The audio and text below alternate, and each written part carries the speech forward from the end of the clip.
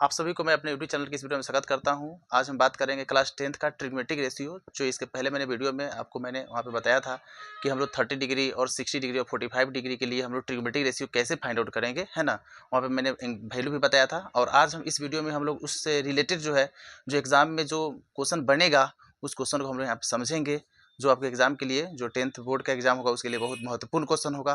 Question यहाँ पे दिया हुआ है tan a plus B equal to root under 3 है और tan a minus B equal to 1 by root under 3 है। और यहाँ पे दिया हुआ है जो a प्लस बी जो एंगल है, a और b जो एंगल है दोनों का जो सम है 0 डिग्री से ग्रेटर होगा। और यहाँ पे या तो 90 डिग्री होगा या 90 डिग्री से क्या होगा, स्मॉलर होगा। और यहाँ पे एंगल a जो होगा एंगल b से क्या होगा, ग्रेटर होगा। यहाँ पे मुझे निकालना है a और b का वैल्यू क्या करना है, फाइंड आउट करना है। तो पहले हम यहाँ पे क्या लिखेंगे, यहाँ लिखेंगे tan a plus B equal to, यहाँ पे क्या लिखेंगे, रूट अंडर 3 लिखेंगे। यहाँ पे क्या है, tan a प्लस बी बराबर रूट 3 का मतलब tan कितना डिग्री का मान रूट 3 होता है, पहले आपको देखना है। पहले तो tan जो है 60 डिग्री का मान है ना, tan 60 डिग्री का जो वैल्यू होता है रूट अंडर 3 होता है। इसके पहले वाला वीडियो में मैंने बताया था। तो इसका मतलब क्या हुआ कि आप यहाँ क्या करेंगे, यहाँ पे tan है तो tan आपको 60 डिग्री लिखना पड़ेगा, क्योंकि tan 60 का मान क्या होता है, रूट 3 होता है। तो tan से tan क्या होगा, कैंसिल आउट हो जाएगा। मतलब यहाँ पे क्या आ जाएगा, a प्लस बी का वैल्यू क्या आएगा, रूट अंडर 60 होगा। इसको मान लेंगे इक्वेशन 1 मान लेंगे। नेक्स्ट दिया हुआ है tan a माइनस बी, जो अगला रिजल्ट है tan a minus B equal to दिया है 1 पर रूट अंडर 3 दिया है ना। तो tan लिखेंगे a minus B equal to tan कितना डिग्री का मान 1 बाई रूट 3 होता है, पहले आपको देखना है। तो पहले आपको पता है कि यहाँ पे tan क्या लिखेंगे हम लोग, tan लिखेंगे 30 डिग्री, क्योंकि tan 30 डिग्री का वैल्यू होता है 1 पर रूट अंडर 3 होता है। तो यहाँ पे tan से tan क्या होगा, कैंसिल आउट हो जाएगा। तो यहाँ पे जो रिजल्ट होगा आपके पास क्या होगा, a माइनस बी का जो वैल्यू होगा वो क्या होगा, रूट क्या होगा, 30 डिग्री हो जाए। मतलब इसको मान लेंगे इक्वेशन सेकंड। अब क्या करेंगे, ए और बी का वैल्यू निकालने के लिए दोनों इक्वेशन को क्या करेंगे, ऐड कर देंगे, है ना। तो लिखेंगे यहाँ पे नाउ लिखेंगे एडिंग, है ना, now adding equation 1 and equation क्या लिखेंगे, 2 लिखेंगे। तो अगर बात करें दोनों इक्वेशन को अगर ऐड आप करेंगे तो क्या होगा, आप लिखेंगे यहाँ पे a plus B equal to क्या होगा, 60 डिग्री होगा। नेक्स्ट है a minus B equal to का है 30 डिग्री है। यहाँ पे b से b क्या होगा, कैंसिल आउट हो जाएगा। तो यहाँ पे आप a में a को ऐड करेंगे तो 2a इक्वल टू का होगा, यहाँ पे 90 डिग्री हो जाएगा। और 2 से जब कैंसिल आउट करेंगे तो 45 टाइम में कैंसिल आउट हो जाएगा। मतलब a का जो वैल्यू होगा वो 45 डिग्री होगा, है ना। तो a का वैल्यू जब 45 डिग्री है तो इस वैल्यू को अगर हम दोनों में से किसी इक्वेशन में अगर हम पुट करेंगे तो b का वैल्यू आसानी से हम क्या कर सकते हैं, फाइंड आउट कर सकते हैं। तो मान लेते हैं कि हम इस वैल्यू को क्या करते हैं, a का जो वैल्यू 45 डिग्री है या तो हम 1 में या तो 2 में पुट कर देते हैं। तो 1 में क्या है ना, 1 जो इक्वेशन वहाँ पे है a प्लस बी का वैल्यू क्या है, 60 डिग्री, है ना। तो यहाँ पे 45 डिग्री अगर पुट करेंगे आप, प्लस का लिखेंगे आप, प्लस लिखेंगे आप b इक्वल टू का होगा 60 डिग्री। यहाँ पे b का जो वैल्यू होगा 60 डिग्री, ये प्लस में है इधर ट्रांसपोज होगा तो क्या होगा, माइनस में आ जाएगा। मतलब b का वैल्यू क्या होगा, 15 डिग्री होगा। मतलब इस प्रकार क्या होगा, आपका आंसर हो जाएगा a का वैल्यू 45 डिग्री और b का वैल्यू होगा 15 डिग्री। आइए अब नेक्स्ट क्वेश्चन को समझते हैं।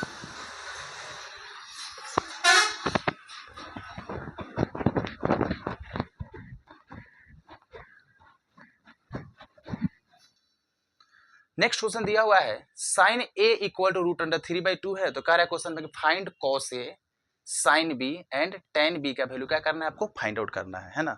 तो आप क्या करेंगे, इसके लिए क्या करेंगे, पहले आपको लिखना होगा साइन a इक्वल टू जो रूट अंडर 3/2 दिया है, आपको पता है कि साइन थीटा क्या होता है, तो बोलेंगे सर कि p/h होता है ना।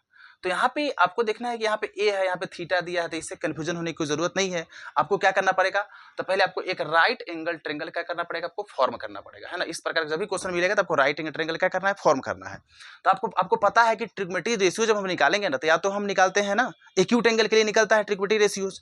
तो यहाँ पे ए है तो आप या तो यहाँ पे ए को पुट करेंगे या तो यहाँ पे ए को पुट करेंगे, है ना।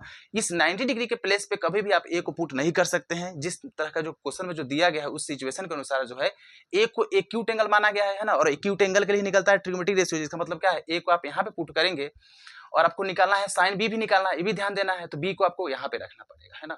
बी को आप यहाँ भी भूल करके भी नहीं रख सकते हैं, नहीं तो आपका आंसर क्या हो जाएगा, गलत हो जाएगा।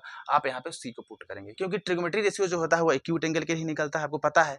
तो अगर ए को यहाँ पुट करेंगे तो पूछ रहा है sine A equal to root under 3/2 दिया। इसका मतलब क्या हुआ कि जो एंगल की बात होगी यहाँ पे अगर ए है तो ये क्या होगा, इसके साथ जो है ना ये हो जाएगा आपका बेस हो जाएगा, है ना। और परपेंडिकुलर क्या हो जाएगा, बीसी होगा, क्योंकि इस यहाँ पे थीटा अगर हम लिख दें चाहे ए लिखे, दोनों बात क्या है सेम है, क्योंकि दोनों तो एक ही एंगल को रिप्रेजेंट करता है। तो यहाँ पे रूट अंडर क्या होता है, साइन थीटा होता है p/h, मतलब क्या हुआ, ए अगर आप यहाँ माने चाहे थीटा माने, दोनों बात एक ही है।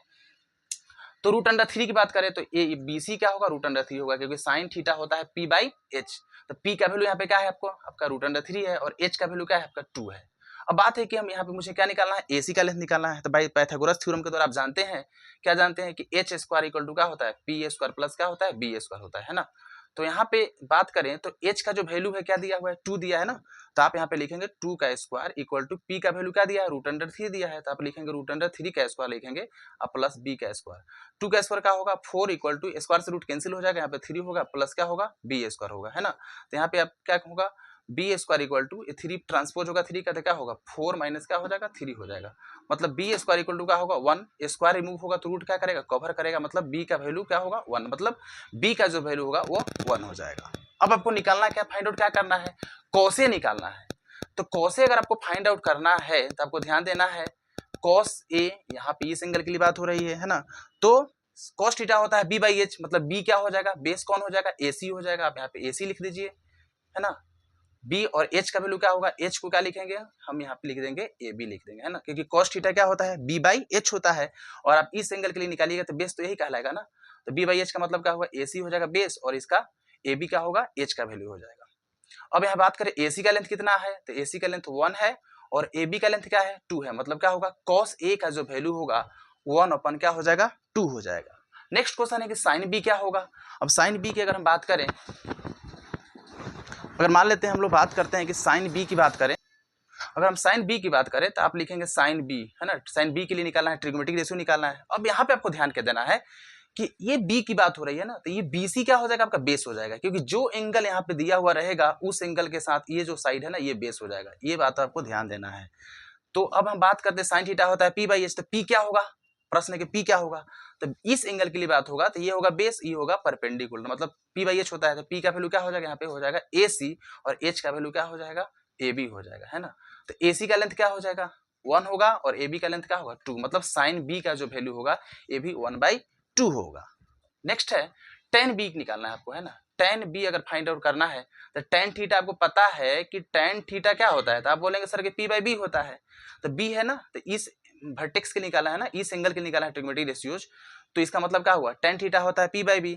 तो ये तो बेस हो जाएगा ना, p क्या होगा, p यहाँ पे ac हो जाएगा, और b कौन होगा bc हो जाएगा यहाँ पे b, है ना।